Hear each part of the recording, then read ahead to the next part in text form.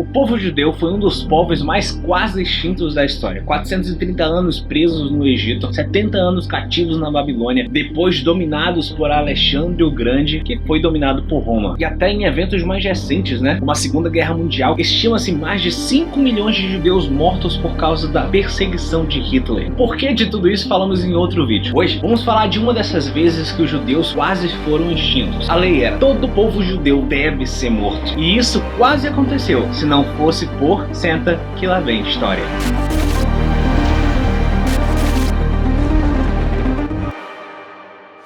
A nossa história começa 103 anos depois que os judeus foram cativos por Nabucodonosor. Eles foram libertos por Ciro, que permitiu o retorno deles a Jerusalém. Aquela história toda de Neemias que você já conhece. Mas muitos que foram cativos na Babilônia criaram negócios ali, criaram suas casas, suas famílias. Então muitos optaram por ficar na Pérsia. Uma das famílias que ficou foi a família de Hadassa, que nós conhecemos por Esther. Vocês conhecem a história, A judia que se tornou rainha da Pérsia. Claro, também conhecem o seu primo Mardoqueu, que a criou como se fosse sua filha. Mas eu vou fazer um resumo rápido para quem não conhece a história. Enquanto Esther era a rainha do palácio, Mardoqueu era o porteiro. E um dia, atento como era, ouviu dois oficiais conversando e tramando contra a vida do rei. Ele correu e avisou ao rei, salvando a sua vida. Ele não foi recompensado por tal ação, mas sua história ficou gravada no livro das crônicas do rei. E vocês conhecem Amã, Era o oficial que odiava Mardoqueu. Ele odiava tanto que decidiu não só matar Mardoqueu, mas exterminar todo o seu povo.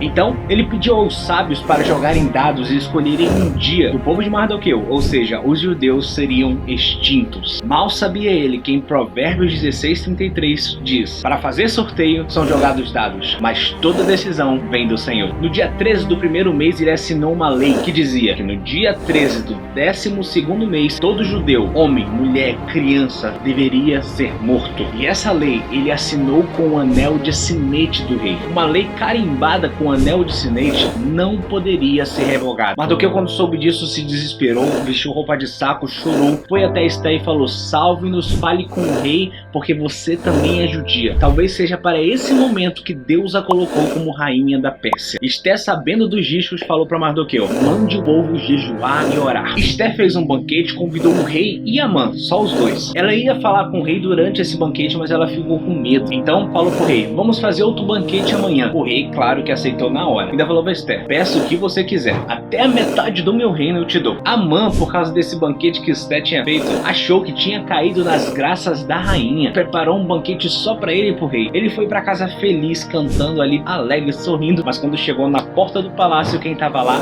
Mardoqueu. E Mardoqueu não se curvava perante ele. Isso deixou ele super irritado. Ele chegou em casa feliz pelo convite da rainha, mas chateado com Mardoqueu. Ele perguntou dos amigos dele o que ele poderia fazer. Os amigos falaram: constrói uma forca de 22 metros para você se livrar de Mardoqueu. Foi o que ele fez. Ele mandou construir a forca e ele naquele momento foi e pedir autorização ao rei e começou a caminhar para o palácio. Naquela mesma noite o rei estava tentando dormir, porém ele não conseguia pregar os olhos. A Bíblia fala que o rei não pôde dormir, por isso ele chamou seus servos, seus eunucos, e pediu para eles lerem para ele. E chuta que livro? O livro das crônicas do rei, o livro das crônicas da Pérsia. E de todas as páginas que o servo podia abrir, ele abriu justamente na página que contava o dia que o rei foi salvo por um porteiro chamado Mardoqueu. Quando o homem acabou de contar a história, o rei perguntou: o que foi feito a este que me salvou? O servo respondeu: nada foi feito. Então o rei falou: vejam quem está lá fora no pátio e chamem para que eu possa recompensar este homem. E quando os servos foram ver quem estava lá fora, chuta quem estava indo falar com o rei? Amã. O Amã estava indo lá para pedir a morte de Mardoqueu, para pedir autorização para matar o porteiro. Ele pensava: amanhã de manhã será o fim de Mardoqueu. Quando Amã chega, o rei chama ele e fala: Amã, o que se deve fazer a um homem que o rei quer agradar? O Amã achava que o rei estava falando dele. Então ele diz: seguinte, você pega suas roupas que o senhor usa, pega o seu cavalo que o senhor cavalga, dá para um oficial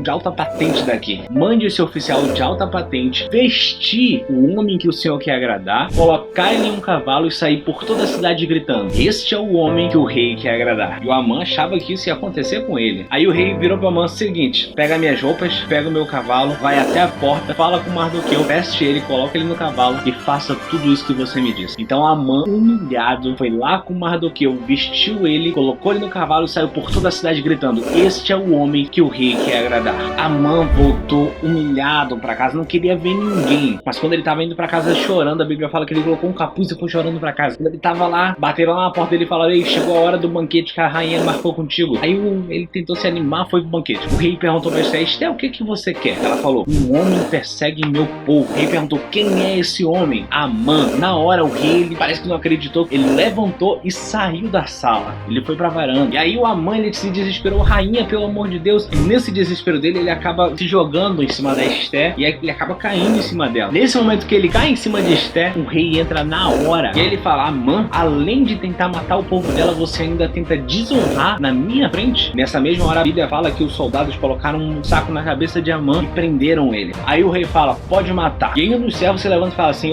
esse homem preparou uma forca para Mardoqueu, aquele homem que te salvou. O rei fala: enforquem ele nela. E Amã foi enforcado na forca que preparou para Mardoqueu. Detalhe, aquela manhã seria a manhã do fim de Mardoqueu como Amã pensava, mas foi um momento de maior honra para a vida de Mardoqueu. Então o vilão Amã foi derrotado, mas esse não era o grande problema, porque a lei que ele tinha feito não pode ser revogada. E agora, o que vai acontecer? O rei mandou chamar Mardoqueu e falou: você agora é o chefe da casa de Amã, tudo que era de Amã agora é seu. E ele deu o anel de sinete para Mardoqueu. Mardoqueu não podia desfazer a lei que Amã tinha feito, mas ele podia fazer uma emenda na lei. A lei era que no dia 13 do 12º mês, todos os judeus, mulher, criança, velho, deveriam morrer. E a lei tinha um ponto final. Mardoqueu tirou esse ponto final, colocou uma vírgula: mas os judeus podem se defender. Unam-se, protejam-se, e no dia 13 do 12º mês estejam preparados para a luta. E aí a Bíblia fala que quando os judeus receberam essa mensagem, eles se alegraram, houve grande gozo e festa. Mas peraí, o que Mardoqueu tinha feito não era livrar eles da batalha, porque ele não podia fazer isso. O que ele tinha feito era dado a chance dos judeus de lutar. Eu acho sensacional. Os judeus estavam comemorando, achando incrível. Mas por quê? Eles ainda tinham que lutar. Dia 13 os caras vinham atrás dele, mas eles sabiam que se Deus estava com eles naquela guerra, não tinha ninguém páreo para eles. Tanto é que os persas ficaram com tanto medo dos judeus que a Bíblia diz que muitos persas se tornaram judeus. O interessante é que Esther é um dos livros da Bíblia, junto com Cânticos, que não aparece o nome de Deus, não aparece menção de Deus, mas em nenhum momento da história você deixa de ver ele agir. Assim como Deus no livro de Esther, você deve ser. Você não precisa aparecer, só precisa agir. O nome de Deus não aparece no livro de Esther, mas em nenhum momento deixamos de enxergar ele. Você não precisa falar de Jesus toda hora, mas em nenhum momento as pessoas podem deixar de vê-lo em você. Aquela famosa frase: pregue, pregue, pregue, se possível, pai. Você pode ser a única Bíblia que este mundo vai ler. Você já montou um quebra-cabeça? A gente começa lá pelos cantos, pelas bordas, e sempre a gente vai olhando na caixa para poder ver como a imagem vai ficar e se guiando pela imagem. A nossa vida é como se fosse um quebra-cabeça. A gente vai tentando encaixar as coisas para chegar a uma imagem perfeita. A diferença é que só Deus tem essa caixa. Só Deus sabe o resultado final. Tem momentos da nossa vida que parece que não se encaixam. Momentos que são difíceis, são perturbadores, que nós não conseguimos entender o porquê daquilo. Porque sua vida é como um quebra-cabeça, e se Jesus está montando a sua história, fique tranquilo, porque no final das contas ele vai fazer uma imagem perfeita, que você até pode não ver, mas ele está fazendo. Quem diria que uma judia se tornaria rainha da Pérsia? Quem diria que um porteiro salvaria a vida do rei? Quem diria que quando o rei pedisse para lerem, leriam justamente a página da história de Mardoqueu? Quem diria que no dia decretado para o fim de Mardoqueu seria o seu dia de maior honra? Você pode até não perceber no momento, mas um dia você olhará para trás e vai dizer: foi Deus. Esther passou 1 ano se preparando antes de se tornar rainha, para poder aparecer perante o rei, e ele a escolheu. Quer ser escolhido? Se prepare o máximo que puder. Faça o melhor que puder, assim como Mardoqueu, que não era só um porteiro qualquer, ele era o melhor porteiro.